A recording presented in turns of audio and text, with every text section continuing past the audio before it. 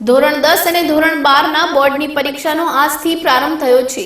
બનાસકાંઠા જિલ્લામાં 80,000 જેટલા વિદ્યાર્થીઓ બોર્ડની પરીક્ષા આપી રહ્યા છે।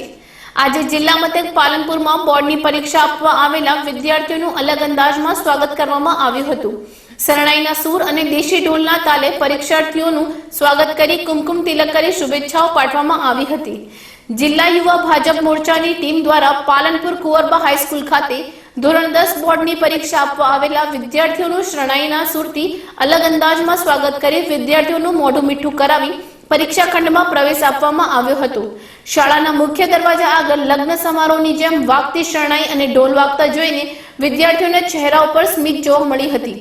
બોર્ડની પરીક્ષા આપવા આવેલા વિદ્યાર્થીઓને શુભેચ્છા પાઠવવા માટે પાલિકા પ્રમુખ નીલમબેન જાની, શાસક પક્ષના નેતા હસમુખભાઈ પટિયા, હિતેશ ચૌધરી, જિલ્લા યુવા મોરચાના પ્રમુખ હરેશભાઈ ચૌધરી સહિતના સભ્યો મોટી સંખ્યામાં હાજર રહ્યા હતા।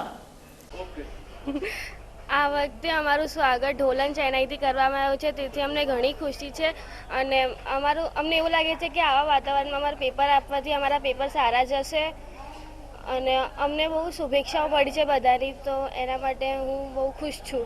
શરણાઈથી અમારું સ્વાગત કરવામાં આવ્યું છે। આથી અમારે એમ છે કે આ ખૂબ વાતાવરણમાં સારો વાતાવરણમાં અમારું પેપર સારું જાય એવી અમારી શુભકામનાઓ। એટલે અમારું આજે ઇંગ્લિશનું પહેલું પેપર છે, એટલે અમારે સારું પેપર જાય બધાની શુભકામના।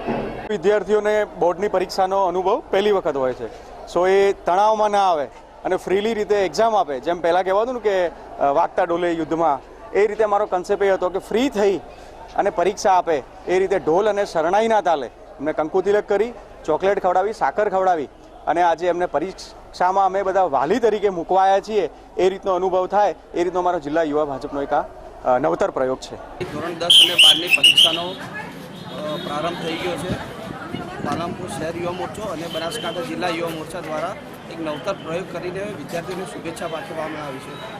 જેવી રીતે કે શરણાઈ નગારા સાથે વિદ્યાર્થીઓ માનસિક તણાવથી દૂર રહીને પરીક્ષાઓ આપે, એવી બનાસકાંઠા જિલ્લા યુવા મોરચો અને શહેર યુવા મોરચા તરફથી